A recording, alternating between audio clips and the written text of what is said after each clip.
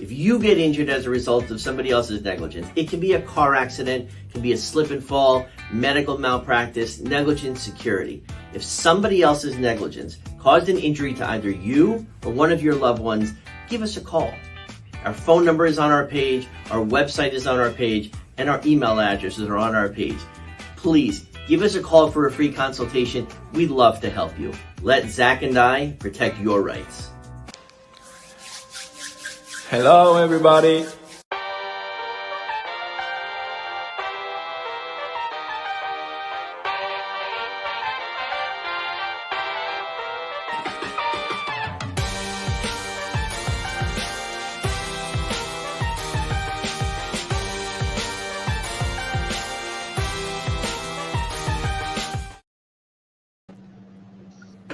Dish on First is live. Thanks everybody for joining us. Eli Sussman here.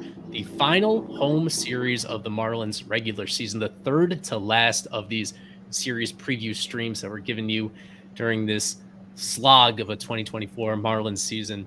Presented as always by Berger and Hicks. We got Louis Adia Weiss making a very rare appearance live from the car on the way to the gym, making time for us. Alex Carver, of course, on my side. We have a pair of guests. Double booked Ryan's on this one. Ryan Nelson, he's going to give us the Braves perspective, and Ryan Schlesinger, you guys recognize him. We're going to refer to him as Marlins Ryan to avoid confusion on this one. Appreciate both of you guys hopping on here.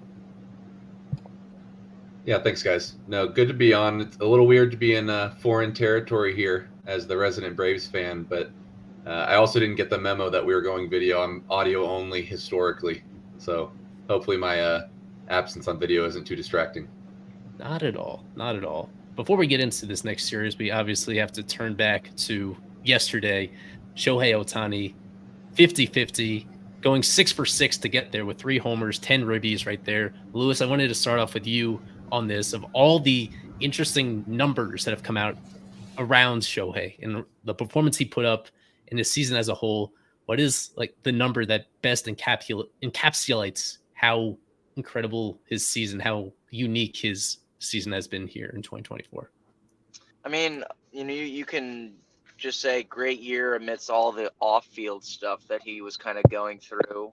And, I don't want to kind of speak too much on that because I feel like a lot of that rhetoric's kind of been washed out already. But I think when you think about the fact that obviously not only he founded the 50-50 club yesterday with the, the game that he had, but consider the fact that he did it all as a DH, and sure, you can argue that, rest and recovery is probably easier to manage when you are not playing a position, albeit he's still recovering from major elbow surgery. So considering the fact that he's going through that rehab, all while throwing bullpens and, getting in a long toss program, et cetera, and they consider the fact that, he's put up what now, like, I believe it's 7.8 baseball reference WAR at a position that largely adjusts for your lack of positional value. I think that's crazy. He had already had the record for best season by DH by baseball reference WAR. But, to solidify the fact that he's going to be the first DH only to win an MVP is absurd. And then you add in the fact that the game that he had to get to 50-50 was not only a record-setting game in the annals of baseball history, but also the most total bases ever assembled by a single player in a game against the Marlins. I mean, that's kind of cool. Like 17 total bases, and he's being the first player to do it while stealing a pair of bases. It's absolutely absurd. And, I was telling somebody this the other day, and then I'll pass it on to somebody else. I've always kind of like, I'm not concede to Ohtani being the quote-unquote greatest player of all time just yet, because I kind of hold that for Barry Bonds, all, transgressions aside. But the more I watch Ohtani, and I told somebody this yesterday, if he has 7 or 8 more years where he's hitting to maybe 80% of this value and continuing to pitch for the vast majority of this Dodgers contract and pitching at above average level, I think it's hard to argue that we're seeing maybe the offensive peak of possibly the greatest player of all time. Ryan Nelson, is there anything he's missing there? As somebody that you yourself go pretty deep into the numbers, and I'm sure you can splice this any number of ways. What is it that wows you most about Ohtani and the way that he got to this milestone? Yeah, I agree completely. The only thing I'll disagree on is I am absolutely ready to concede that he's the greatest player of all time. I mean, obviously he hasn't added up the counting stats of someone great like a Barry Bonds, but I think from a pure talent level, I think you have to admit to yourself there's never been a more talented baseball player in the history of the game. I mean, he just put a top 10 or 20 offensive season ever, if not higher. Oh yeah, and he can pitch, right? Like what do we even say anymore at this point? I think he's, Sandy Koufax track. He could end his career right now, and he's still a Hall of Famer just because his peak was so strong. I just, what else can you say? I mean, I'd just be repeating myself at this point. I wanted to get your take, Carver, on the idea that they kept him in the game, that the Dodgers were comfortably leading when he had, at that point, 49 homers and 50 steals. They leave him in.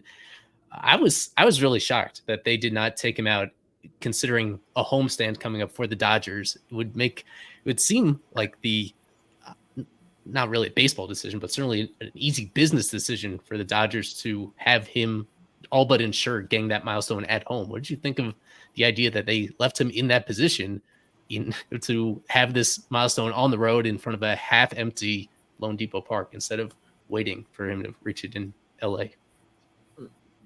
No, the guy wants to play. I mean, it kind of speaks to you're talking about greatest players of all time. Like, look at the Ted Williams factor. When he hit 400, he wanted to play, right? So that's what great players do. Great players want to play. He wanted to be in the game.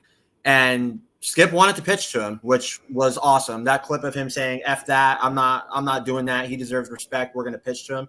They had a base open. They could have walked him, and, like, nobody would have cared at Lone Depot Park. Like, maybe the 4 Dodger fans that were there would have cared because there was nobody there. But nobody would have cared, and it wouldn't have mattered. Like, yeah, history would have been avoided, and they probably would have got it at home. It was just a perfect moment, a great moment. You see in this picture, like, he didn't care if it was at home or on the road. Yeah, it would have been cool in front of a sold-out Dodger Stadium instead of nobody at Lone Depot, but that's the beauty of baseball, is that things happen for a reason. And, this happened for a reason because it wound up being the perfect moment for Ohtani. So, great moment. This guy will undoubtedly go down as one of the best players in baseball history. Is he there yet? That's a good conversation, but I think he will eventually get there. My only thing is, like, what is his longevity, right? He's obviously coming over from Japan at 29 already. What does he accumulate in terms of WAR, etc.? Where does he get ultimately? If he retires today, I think he's already a Hall of Famer, even though his WAR is already like 49. He's only played 7 years. What is his longevity is my thing, and how long is this peak going to hold up already at age 29? So I don't know if he will get to greatest player ever status. I think he will get close, but I don't think he's there just yet. I think we need to see a couple more years, maybe 1 to 2 more years of this kind of production, and I think that he's in the conversation for sure. I want to ask Marlins Ryan on this one, even though you still have a fun perspective as somebody that's not quite an adult yet. And I bet this would be an interesting situation to be put in. But if you got that ball, what do you think would be going through your mind in terms of what to do next, what the Dodgers would have to offer you to get it done? Andy Slater reporting $300,000 was not quite enough to get the deal done. Try to put yourself in the shoes of the lucky fan that was in left field to get this ball.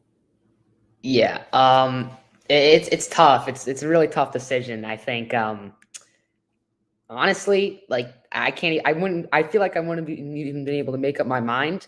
You're choosing between $300,000, and, getting the chance to meet Shohei and a signed bat and, anything else that the Dodgers could possibly give you, or probably over like $1 million. That's generational wealth. So I wouldn't have been able to choose. I really don't know. I'd probably keep it, but, like, getting the chance to meet Shohei, on the other hand, is just like, that's like, he's possibly the greatest baseball player to ever live. That kind of means a lot. Yeah, right here.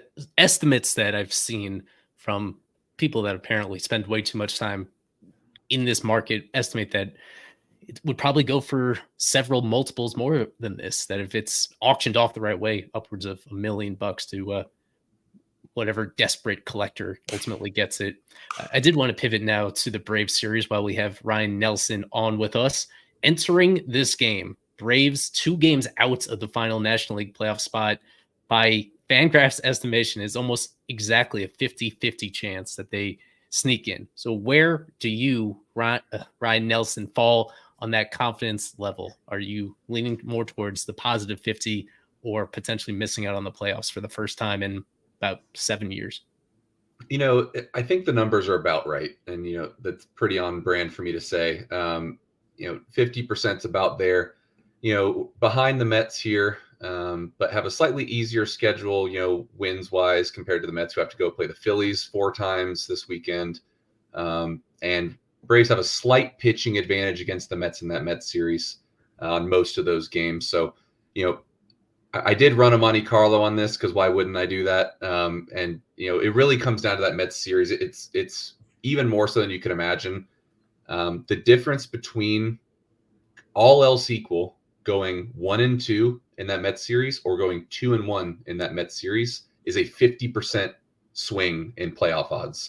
So just that one game swings 50%. So, obviously the Braves want to go out and, no offense to the audience here, they want to beat the Marlins, right? They want to go beat the Royals after the Mets, but that Mets series is almost everything.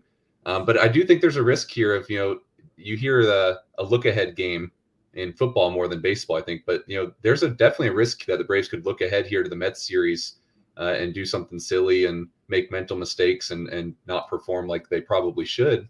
And I'm sure the Marlins would love to play spoiler because who doesn't want to do that? So these games matter just as much, but the next week's TV ratings are going to be pretty good, I'd have to imagine, for the Mets. A couple quick hits that I want to get you also on as we enter this series. Ozzy Albies, good timing that he's coming back just in time for this series. Missed almost 2 full months on the IL. So just your quick summary about how much that changes to have Ozzy back and playing second base every day. It definitely helps. The interesting thing here to watch is he's coming back as right-handed only. So, he's been switch hitter his whole career, at least his whole major league career. And so seeing him hit right only will be interesting for Braves fans. For years, many years now, his entire career, he's been basically Babe Ruth right-handed. I mean, he has like a 350 batting average and like a 175 WRC plus or something ridiculous right-handed. There you go. So I exaggerated a bit, but you can see that the stark differences there. Is that right-handed stat line going to hold up against right-handed pitchers, or will he struggle? I think a lot of people have been wanting him to switch to right-handed only for some time now. So going to be interested to see there. Obviously, pre-injury wasn't his best season of his career in 2024. So sometimes you just need a break to refresh, even if that break's caused by an injury. We saw something similar with Michael Harris in center field. He missed a couple months and came back, hitting better and more like the Michael Harris we're used to. So he's going to be a critical part. Him along with Riley, if Riley can make it back to a potential playoff run here. But Ozzy's probably my favorite player. Love the guy. Super fun to watch. One of the more underrated players in baseball, in my opinion. So excited to have him back. I included that third line about hitting against righties as a righty because he has a little bit of experience doing that, mainly against position players, which I always thought is a very clever thing to do. And I wish everybody would do it, that if a position player is pitching, hit from your weaker side or hit at a platoon disadvantage in order to make those at-bats a little bit more competitive. I wish Shohei, I think that would have made things better, even better yesterday, if possible. If Shohei batted righty, I guess this would now be his 51st homer. He hit off If he was batting righty for that and still hit a homer, then I think that would take his legends somehow to an even higher level. But it didn't cross his mind in that moment, apparently. Let me pick your brain about one other thing with Jorge Soler coming back. Obviously, on the Marlins last year, had a great year for the Marlins as their everyday DH. And the Braves, because they have Ozuna as their DH, using Soler every day in right field. I took a quick glance at the numbers, and it looks like it has been an interesting experience. Can you describe what it is like having his bat in the lineup, which for the most part has been good these last couple months, but also having to watch him play in the outfield every single day, pretty deep into his 30s? Yeah, that's right. So, I mean, no matter what happens, Soler is going to be a hero in Atlanta forever for his World Series home runs. I mean, that last home run in Game 6 of the World Series 2021, I don't know if it's landed yet. It was absolute monster mash. So he's going to be a legend for that forever. And to your point, the bat's been pretty good this year. It's been a little up and down at times, but the power's been there, and he's he's always taken his walks. He might be the worst outfielder I've ever seen in my entire life, and I really don't think that's an exaggeration. It is atrocious to watch. I think it is uglier probably than the stats would tell you it is, and maybe it looks worse than it actually performs, but it looks terrible. It's going to be really interesting to see because the Braves have not only Ozuna and Soler under contract next year as well, but Ronald Acuna will be coming back, and there's a lot of talk about, is he going to be a DH, at this point with all the leg injuries he's had. So I don't know what they're going to do with him. I kind of have to think either he or Ozuna is gone this offseason. But that's a conversation for a few weeks from now, hopefully a couple months from now. It has been good having the bat. They haven't had much of a choice with all the injuries that they've had. But man, it's and Venture is underselling it in the outfield. It's pretty brutal. Just on time, we have Kevin Barral hopping in from the ballpark. His final day covering at the ballpark this year for our press box report right here. And exquisite timing because he spoke to Soler just a couple hours ago. He put out an article on him. Let's start right there, Kevin. We have a lot to get to about Jorge Soler. What did he have to say making his second visit to Miami with his second different team this season? How's he doing? He's doing pretty good, at least offensively. I think you guys were just talking about his defense when I joined, and he said that if he wants to play every day, they told him that he needs to play in the outfield every single day, knowing that Marcell Ozuna is currently their DH. But he didn't see himself getting traded. He didn't see himself coming back to Atlanta anytime soon. I mean, I think it was a 3 or 4 year deal with the Giants. I mean, he was pretty set, and he had the opportunity to come back to Atlanta. And he says that he really likes this organization. He likes the players, the young players that they have, and just the future of this team. It's very bright, and he's locked in for a couple of years too. So it won't be a case where he's going to leave in free agency. They have him for a couple of years, and maybe a little too much money for the production that he adds, like when you combine everything this season. But I mean, his time in Atlanta has been very, very good. And I was talking to Lewis about this earlier today. It's just, you look at his sample size as a Brave, it's really, really good. And I mean, right, man, they didn't have Ronald Acuna in 2021. Who knows? Maybe they sneak in and all of a sudden you're looking at a World Series team again. But unlikely, just without how good these other teams are. But you never know. That leads me to ask you, Ryan, as the resident Braves fan on this broadcast, when you assess, having watched Brian Snitker's tenure as the manager of the Braves, and I believe he's been there now since the midway part of 2015 or 16, I believe, where would you rank this season amidst all the injuries? Obviously, Acuna going down again, the inconsistencies with Max Fried being healthy and productive, Charlie Morton really looking 39 at points. Where would you rank the job that Snitker's done this year? Obviously, still winning 85, 86 games with 9 or so to play, and obviously, say what you want about the award itself, but is he your NL Manager of the Year, other than maybe Carlos Mendoza if the season ended today? Yeah, no, it's a good question. Who will actually win the award? It's not going to be Brian Snitker, right? That award is basically who outperformed their win projections the most. That's what it is every single season. And the Braves did not do that. Now, that's not anywhere near Brian Snitker's fault. I think he's done a pretty admirable job with the hand he's been given. Whoever really needs an award is Alex Anthopoulos, who by my money is the best GM in the league. I mean, he's just continued to pick up off the scrap heap guys that have performed. They're not coming in to replace Ronald Acuna or Austin Riley, but look at Whit Merrifield, look at Gio Urshela. These guys that just get picked up out of nowhere and are at least league average players and really good defensive players. But Brian Snitker, there was a little bit of noise in the fan base, through the first half of the year where it felt like the Braves weren't taking it seriously enough, these issues that they were having. They were kind of managing like they were already guaranteed a playoff spot. They kept giving starts to your AAA guys, your Alan Winans, your Darius Vines, right? Who, it's just been brutal to have them start for you. That really changed around the trade deadline. And from that point forward, if anything, maybe Snitker's been over-managing a tad at times. We've seen the sacrifice bunt come out a lot as the offense has struggled. But he's pressing all the buttons at this point because he knows the Braves are very far from guaranteed a playoff spot. I kind of agree. Let's just get in as a Braves fan. Let's get in. Maybe Riley comes back. Maybe Ozzie performs. The pitching's been incredible, so you don't have to worry about the pitching in the playoffs. And you never know. What was it last year? I think both World Series teams were wild card teams, right? So you just got to get in, and then from there, anything can happen. And I think that's the Braves mindset too, is just get in. Okay. We could get back to Kevin for a moment from the press box. Take us through these injury updates. We do have some interesting ones here heading into the final few days of the AAA season. What sticks out most here, Kevin, from the injury stuff? Yeah, man. I know Carver's been asking about this one for a while. Sixto Sanchez. Oh, God, here we go. Go ahead. I'll be right back.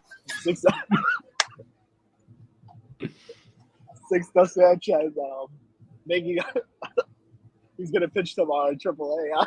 I don't know. I can't remember the last time Kevin cracked up that much. In all seriousness, though, Braxton Garrett, he's here in Miami. He threw a bullpen today. I asked Skip if that means he's in line to start on Sunday. He wouldn't admit it. But he said, technically, yes, he is, but they'll just have to see. And apparently we're going to find out after the game tonight if that will happen or not. Adam Mahler obviously going tomorrow. Yuri throwing from 45 feet, very encouraging to see. What else?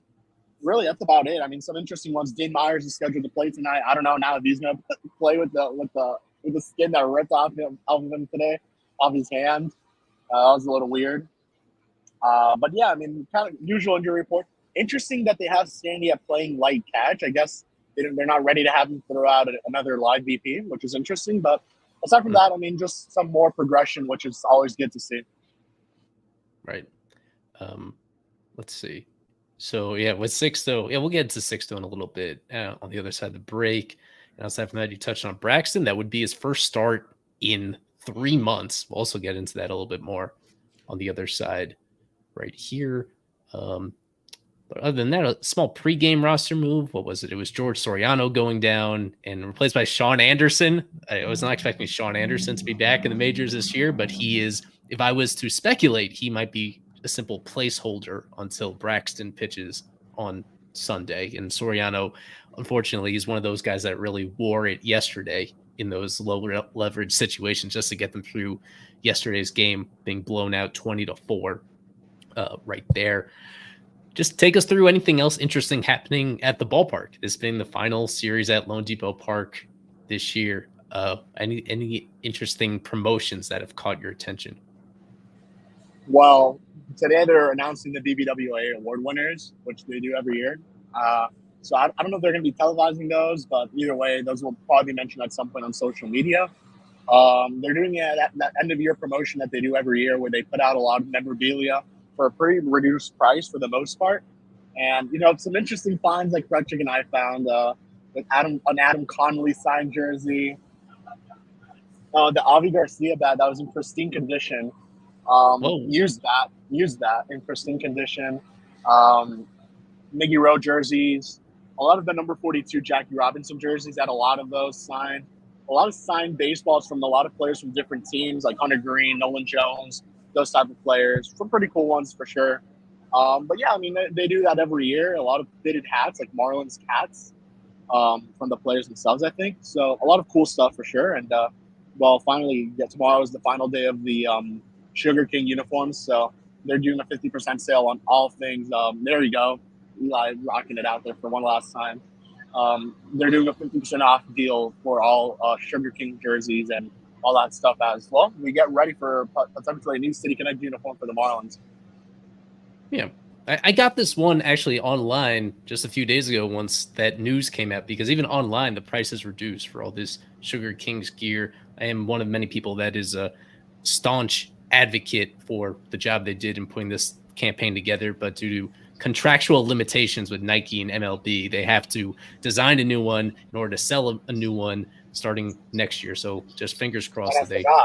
Justin Borgia at the ballpark today, which is pretty cool. So I think he's here as a scout today. I believe his new role with the Brewers. So pretty cool.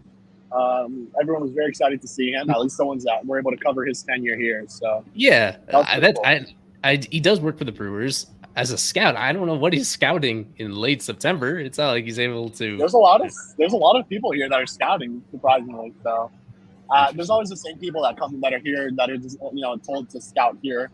But yeah. Okay.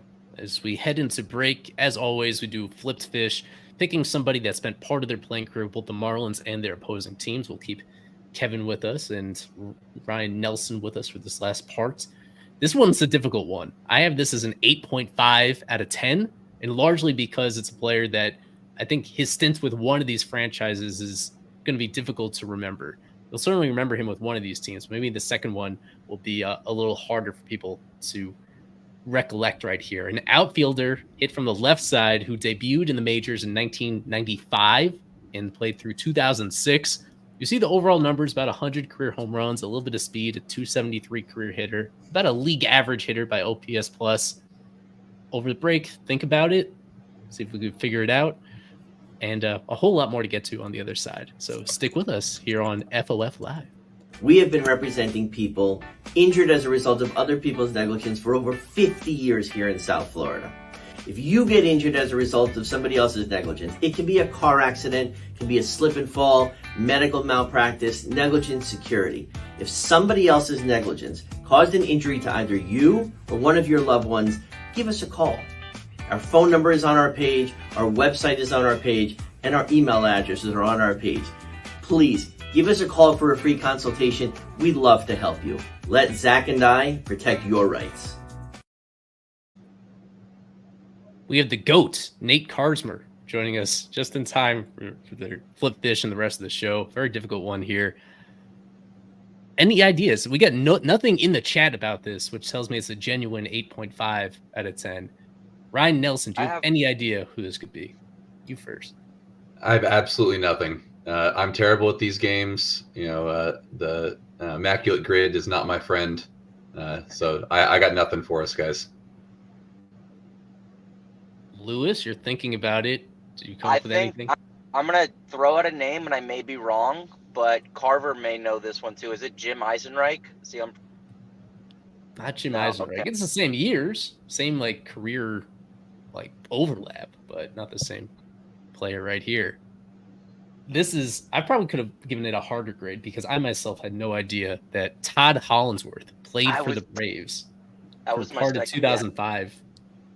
He had 40 plate appearances. He had 6 hits. Did not go well, but he's been part of the 2005 season with them, of course, with the Marlins, part of the 2003 championship team right there. Rookie of the Year in 96, I believe. With the Dodgers, yeah. Yeah, they had 4 consecutive Rookie of the Years, I believe. Yeah, well, when even Sean Millerick in the chat was caught off guard by it, I know it's a pretty hard one right there. Yeah, anything else, Kevin, that you want to get to before going to your duties? No, just obviously for those that really want to come out to the ballpark. Tickets are cheap.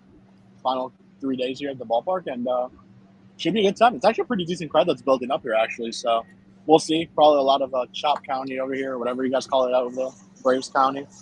But yeah, should be a good time. A lot of former Marlins for sure. Soler, Dylan Lee, Duvall. So they'll be able to play it. They'll be able to play 3 games here against the Marlins and maybe become more Marlins killers than they are now. I don't know. Okay, so follow Kevin. This is his last of many. How many times do you think you covered a game this season, Kevin? Jeez, I gotta think it's close to the 60 range for sure. No, 60. You don't think so? I also did 4 in Philly. That's right. I don't think it's 60. I would take the under on that. Close. But he covered a lot. Kevin covered a lot of games. He covered more than anybody else on our staff so far this season. So this is his 2024 finale. Good luck, Kevin. We'll be following your stuff. And there, Alex Krutchik along with him right there. I had to give him one more shout out before that's it. Alrighty, boys. Okay. So we will get to him and Krutchik, their prediction time at the end of the show. We're going to do an impromptu mid-show prediction time because, Ryan Nelson wants to get out of here. Lewis as well needs to get his workout in. So I just need to get the correct background set up right here.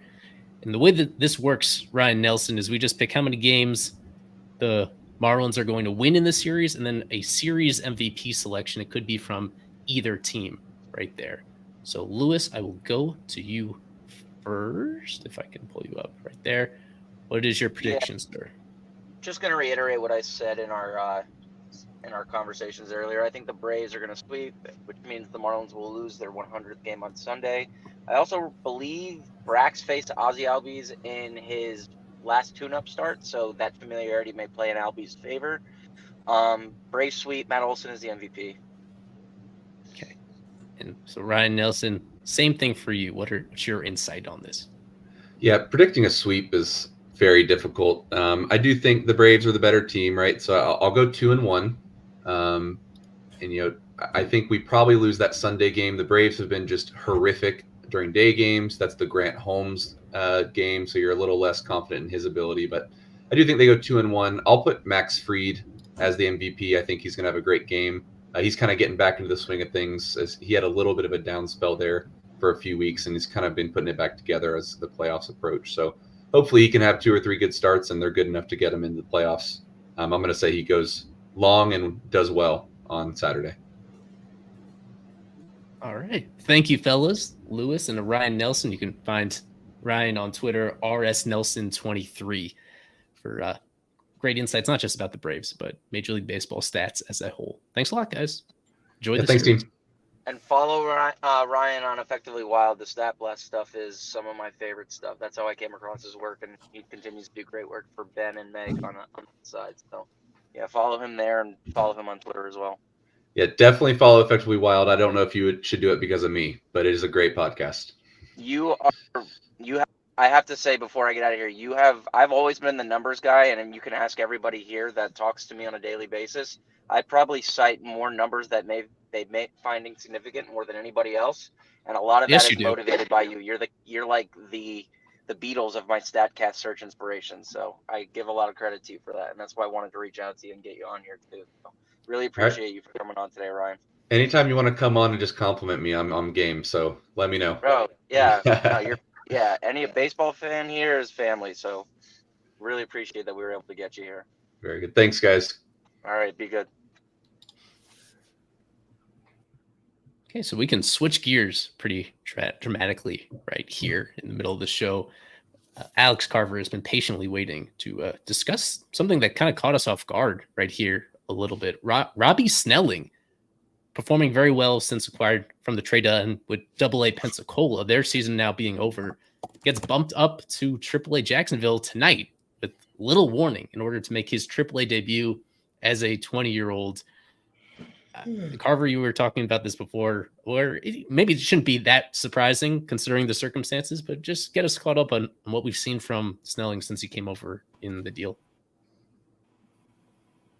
Yeah, it's been pretty decent for the Wahoos. Obviously, they want this guy to continue to pitch, which is a good sign. So obviously, he's healthy and ready to go still. So obviously, they just want him to get more innings, which is encouraging. They want to see more of this guy, which of course they would want to, because that was a huge trade for the Marlins. I mean, the jump from AA to AAA, yes, there's something to say for a 20-year-old pitching in AAA, but the jump isn't that dramatically huge.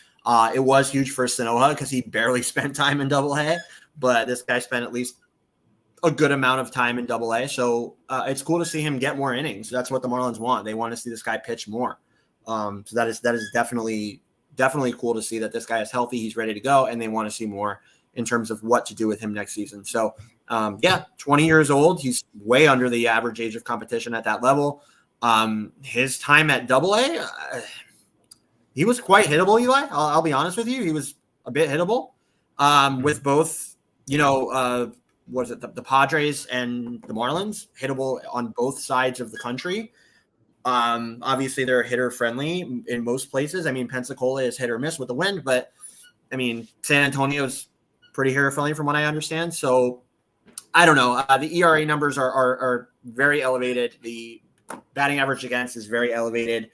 And then with the Marlins so far, at least, it's been a lot of stuff in the air. So they want to see more. They want to see where this guy's at. So, I mean, there's still tons of time. It's not that the stone is cast on this guy whatsoever. He's got a bunch of time. So we'll see. if I go by overall numbers so far this year, he's been underwhelming. But like you said, he's 20 years old and they want to see more. That's an encouraging sign. So we'll see what he does tonight. I'll get Nate in here finally, now that he opted in. Final weekend of the AAA season and therefore the final weekend of Marlins minor league ball. Is there anybody on, whether in this lineup tonight or on that Jacksonville roster that's left, that you're interested in eyeballing these last couple of days to get a final impression of before we got to re-rank our prospect list? And who do you want to see a final impression from before their season ends? I got 3. Well, first, I'm hitting second tonight. Jacob Berry, who's actually been pretty solid in Jacksonville. The past 14 days, he's hitting 298. He's OPSing around 300, 700. So he's looking pretty good. He's his up and down season has been detailed. Honestly, up and down tenure in the Marlins organization has been very detailed. And started slow, picked it up, and then got promoted to Jacksonville. Has been doing pretty good. So hopefully he can keep it up as the season rounds out, because that guy, he could, get a shot next year at this time. Who knows at this point with him, but hopefully you want to see him continue this momentum into the offseason. Moving on down, someone who's been even hotter than him has been Addison Ramirez, who we know his inability to catch, especially in the past couple of days, not had the best, but he's been doing even better. The past 2 weeks, he's hitting 351, OPSing over 1,000. He has 2 homers in the past, I believe, 3 days. So that guy's been on an absolute tear, getting settled in Jacksonville. Is a little hitter friendly, but still just want to see that guy continue to develop and improve. And at the bottom, Jared Cerner, who got promoted to Jacksonville as well earlier this week. You just want to see that guy continue to hit.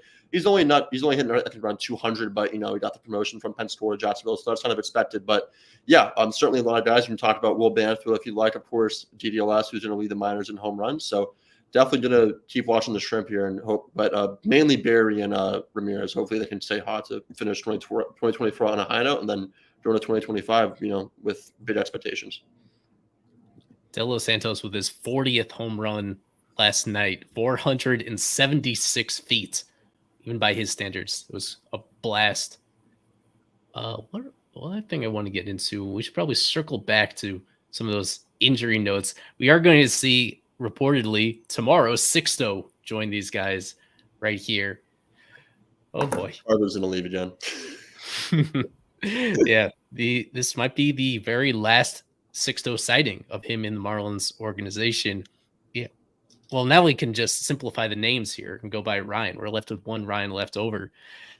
Yeah. Are you prepared? Where are you on Sixto right now, Ryan? Have you actually, while he's been on the injured list for the better part of 4 months this year, and for the better part of 4 years, ever since his debut, are you holding out any hope for the rest of his career, or have you kind of just accepted that he might be in a different phase of his career than the guy that we were so excited about initially?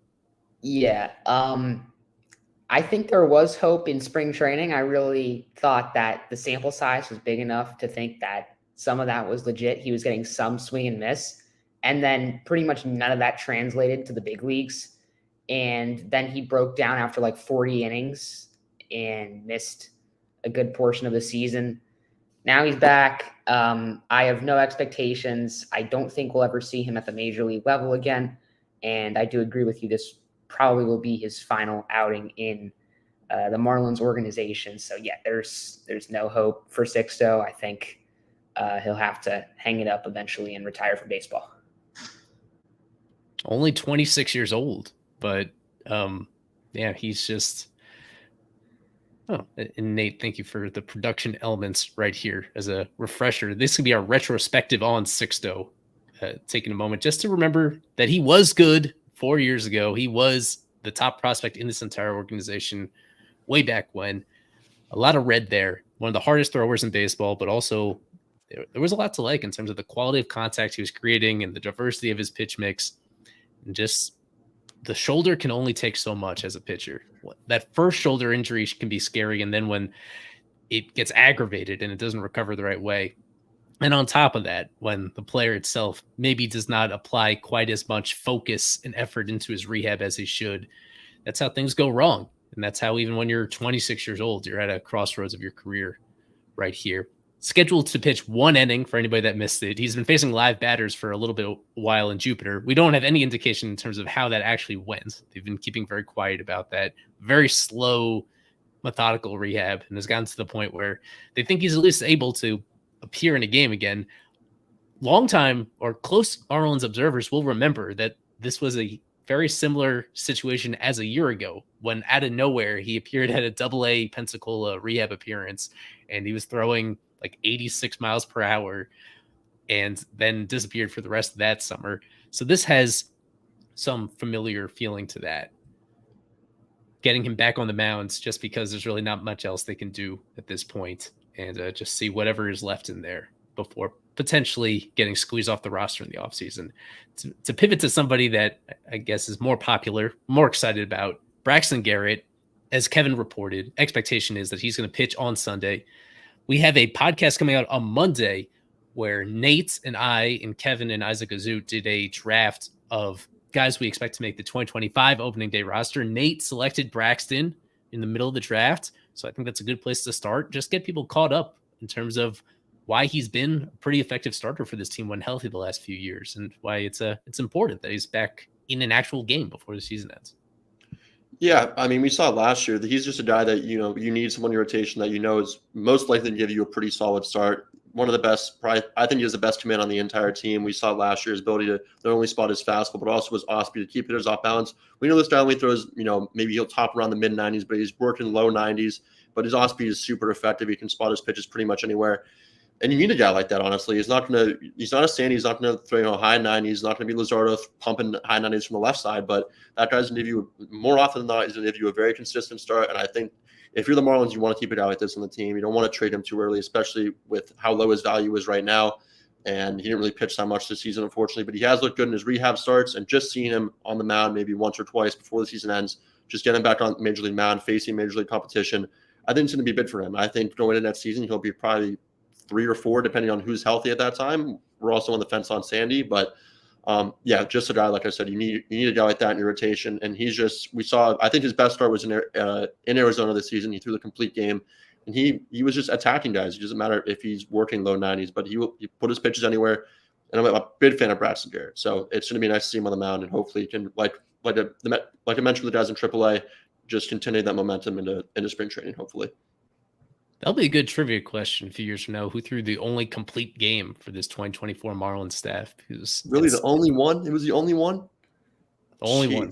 Jeez, it happened so early on, and it wasn't just a complete game, as you talked about. It was dominant, efficient. It was a Maddox. He did it in under 100 pitches. Yeah. He shut out the team that pretty much since he did that against Arizona, they've been the best offense in baseball. Diamondbacks the rest of the way right there. In hindsight, it's even more impressive, all things considered. Just your takes as well, Ryan, on Braxton and getting the chance to see him back. Where do you think he fits in their rotation rankings in 2025 if he's healthier that season? Yeah, I think he's going to be a very pivotal piece to the Marlins 2025 rotation. So I think it's very important that he is healthy. Like Nate just mentioned, he's a guy who, when your starters aren't giving you much length, he can come in on any given night and kind of give the bullpen a rest, go 6 or 7 quality innings, attack hitters, doesn't always get the most swings and misses, but gets a lot of ground balls, a lot of weak fly balls, and has a very good pitch mix. He's very good at just painting his pitches, and he's like an old-fashioned type pitcher from the 90s or the 80s. So I really love Braxton. I'm a big fan of him, and hopefully he can stay fully healthy for the entirety of 2025. And I like how you mentioned the walk rate. In 2023 was in the 97th percentile of walk rate. That guy's, like you said, a lot of length. And yeah, he's just, like you said, in spot his pitch. So I like how you mentioned that. And I don't want to pour water on that. I did fade Braxton publicly entering this year, thinking that he was due for a step back. And a reason why is because command is not quite as sticky year to year as the quality of a guy's stuff. As much as you love to see guys, he's capable, Braxton, of getting back to that level. It's just so hard to maintain every single year when you're that reliant on it. It's hard. It's hard to be so precise with your pitches, about as precise as anybody was last year, to do that every single year. And then there were questions about his durability. Somebody that did undergo Tommy John early in his professional career, that he had missed time due to injury in previous years, in both, I think, 2021 and 2022. Last year was the exception, where absolutely everything went well and he was extremely consistent above all else. With that ironically, it was against the Braves last year that Braxton had one of the worst starts of his life. He allowed 11 or 12 runs, and then you took that out, and he was really great for them the rest of the way right there. So he is still a great success story as a former Marlins first-round pick who last year was so important to them. I'll be curious to see what happens moving forward with him, just considering the limitations he has velocity-wise and how he really does need to command his stuff well to be successful. So he gets 2 more starts in there. And just to answer this question that Parrish had, I mean, they reached a point where he's just ready. He's ready to go with his rehab. They were cautious with it coming back from this forearm scare, and they just reached a point where he was ready to get stretched out, and every single step of the progression he was able to reach without any setbacks. So when a guy is ready, even if you're so close to the end of the year, if it's in their best interest to kind of reinstill their confidence, and they're also nothing holding them back any further, then you might as well let him go, particularly in this situation where he's not blocked in this rotation by anybody else that they value particularly highly right there. As we close in on first pitch, let's just go ahead, Carver. I was with you too, Eli. Just briefly, I was with you too on the thing about Braxton with the stuff, especially like after he lost the curveball. I was like, okay, that was always his best pitch. That's always been Braxton's best pitch. And then out of nowhere, he developed this awesome cutter, which has become his best pitch. So that was a credit most likely to, pitching coaches, Mel and everybody else, in order to get him to develop that pitch and become effective again. Because after he lost the curveball, I was like, I don't know what's going to happen with this guy. And he had injuries mixed in too. So you're right that he has to be perfect to be effective. And there's very little room for error with Braxton. So how long can that hold up? How long can you literally have to be pretty much perfect with your pitches? I think the cutter is very good.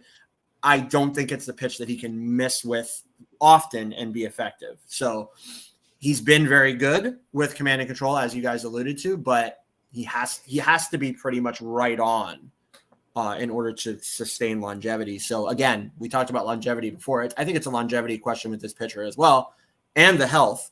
So is he a member of the rotation if he's here next year? Yeah, absolutely he is. Is he potentially a sell high candidate if he continues to pitch this way in the first half of next season? Yeah, I would expect him to be traded at the deadline if he is still sustaining the effectiveness that we've seen lately. Taking a glimpse at the series opener lineups, we can start with the Braves side very quickly. Who they're using in this series. We have Jorge Soler right in the middle. We touched on him. Ozzie Albies, his first game in the big leagues in a couple of months coming off the IL. Ryan, is there anybody else on this Braves side aside from those guys that catch your eye that you have any sort of opinion on for tonight's game? I really like Michael Harris. I believe he had a 3-hit game yesterday in the Braves blowout win against Cincinnati. I think they put up like double digit. I think they put up like 15 runs.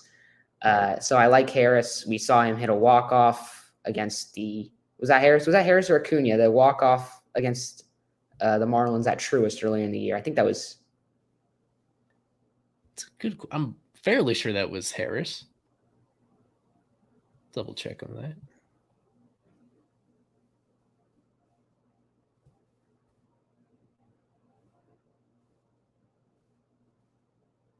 And he had a pretty slow start to the year himself, and he missed time due to injury, just like almost everybody else on this group. Ozuna very recently had this extended streak where he didn't drive in a single run after having, for the balance of the season, being in Triple Crown contention. And then, the rest of this group right here, where they have a little bit more continuity now than they've had at other times this year. The one big hole they still have is Austin Riley being on the IL, hoping to get back for the postseason. But in the meantime, they have Gio Urshela locking down third base for this team. Even though it has some interesting names, they just have not been a great offensive team this year. It was only last year that they were a historically good offense where everybody, it seemed, in their lineup could hit for power. And so many of their guys could get on base and hit for power. And then, of course, they had Acuna at the top, who is running the bases like nobody else. And now it's been inconsistent where they've had games like last night where they really go off, and there have been other stretches where they get shut down by surprisingly mediocre pitching, all things considered. Going over to the Marlins side right here. Yeah, final weekend for these guys at Lone Depot Park. Griffin Conine in the lineup yet again. He's been starting against most righties this season, well, since getting called up. Got a Johnny Pareda night behind the plate. Somebody has to catch when Fortes doesn't, and they've gone with Pareda as the backup for these past few weeks. Yeah, Nate, from your perspective, anybody that you're on the hitting side you're going to be looking at especially closely these next few days? Well, I've been giving him a lot of credit recently, but Otto Lopez in the past 2 weeks is hitting 400. That guy, he had, we know his rough stretch in the middle of the season after his really hot start, but he's been looking really good. Not really striking out too much, hitting on base at a pretty good clip. So I'm really happy from Otto. He was selected in our draft too, so I expect to see him next year as well. Jonah Bride, after having again, he was hot for a little bit, cooled down, but he's been a little bit better as late as well. And of course, at the top, you want to see Edson Norby stay hot, and Jesus Sanchez and to keep that red. He's hit the Braves hard in the past, so we'll see. And one more guy back on Eli. I love how you touched on how the Braves really just kind of not really completely fallen over, but a lot of the guys from last year that were doing really well. One that really catches my eyes is Orlando Arcia. If you guys remember, he started the All-Star game. He was a starting shortstop for the NL last year in Seattle. And he's been pretty bad this season. Rough first half. Thought it might have just been, starting out of the gate slow. But second half, he's hitting under 220. So it kind of, hurts you if you're a Braves fan. You thought they might have gotten a little diamond out of the rough, which, Alex Anthopoulos is pretty much notorious for at this point. But yeah, it's been interesting to kind of see other offenses kind of come back to the median. Not so much, but just, not at the historic level they were last year. And same with Ramon Laureano. That guy has also been on a tear as of late. He's also a former future Marlin. He's been watching the Marlins for a very long time in the past. So hopefully he doesn't kill the Marlins this series, but you never know with the Braves. Every time the Braves come to Lone Depot, you never know really to expect, to be honest. Yeah, Laureano was all the way near the top of desirable trade candidates a few years ago, and then he bottomed out. He was cut by, I think, multiple teams, including the Guardians, and now he's performing like a guy where I imagine this offseason there's going to be Marlins fans again looking at how thin the outfield is on veterans and convincing themselves that they might want him on a 1-year deal or whatever it's going to take to get him, because he's hitting as a member of the Braves 302, 335 on base, a 508 slugging. He's hitting legitimately well over the course of these last 2.5 months or so since he's been here. And I did want to mention one of my worst offseason takes. I thought Adam Duvall, a reunion with the Marlins, would make a lot of sense this past offseason. He ends up going back to the Braves, what I thought was a steal of a deal, and he's been a disaster this year. He's been healthy for most of this year, and they try to have him initially as a platoon guy, and he just is not hitting whatsoever. He's only in there against lefties now, hitting 182 this year, a 569 OPS, just been terrible. So I held on hope for Duvall a little bit too long, but it seems he's reached another phase of his career, and he's past the point where he's one of those really fearsome power hitters. So lastly, just a glimpse at the starting pitching. Charlie Morton versus Valente Belloso tonight.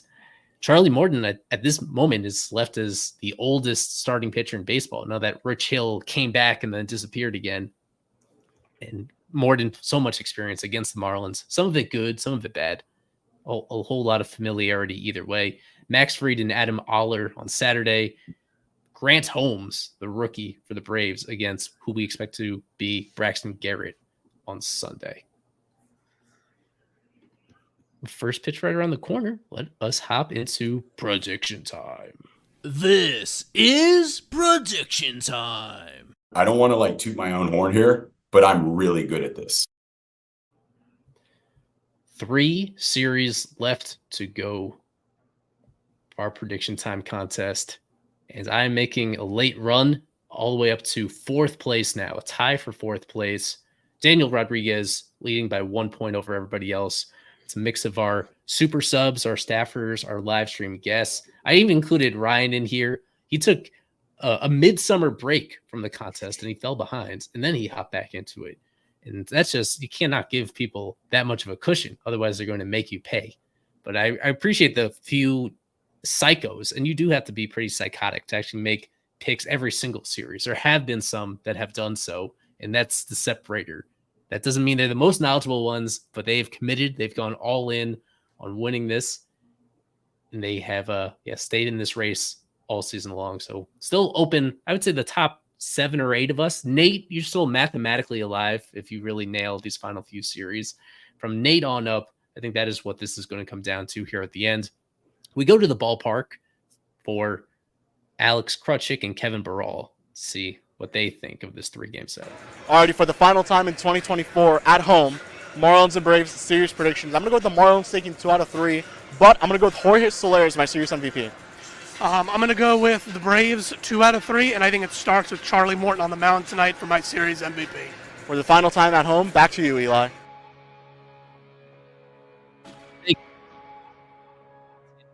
Right here, leading off with Ryan. You know how this works. How many games the Marlins are going to win? Who is your series MVP? Let's hear it. I'm going to go with the Marlins winning 1 game and winning 2 in the homestand, which is kind of impressive considering that they're playing the Braves and the Dodgers.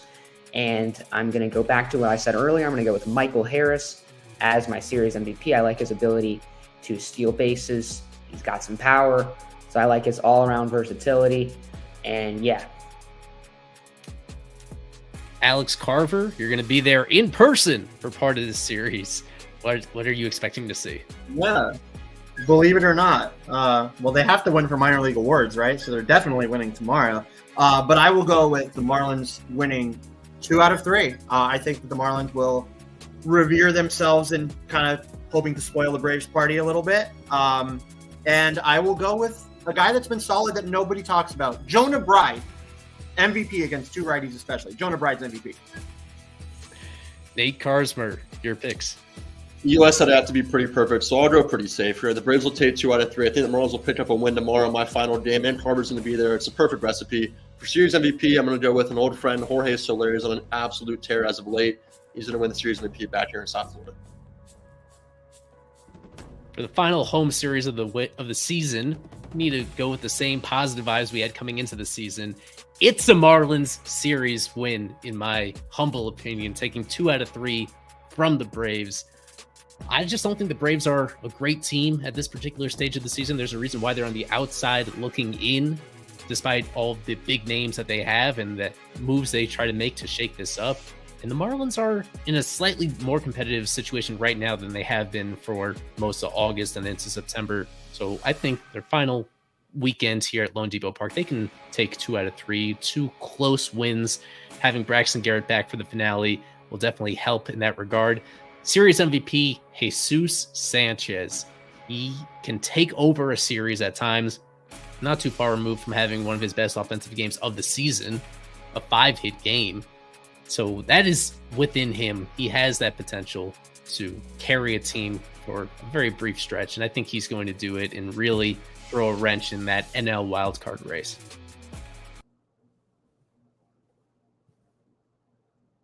FOF Live for the Marlins and Braves series with Nate, Alex Carver, Ryan Schlesinger, Ryan Nelson, we had Louis Adio Weiss, Kevin Barral, and myself, Eli Sussman.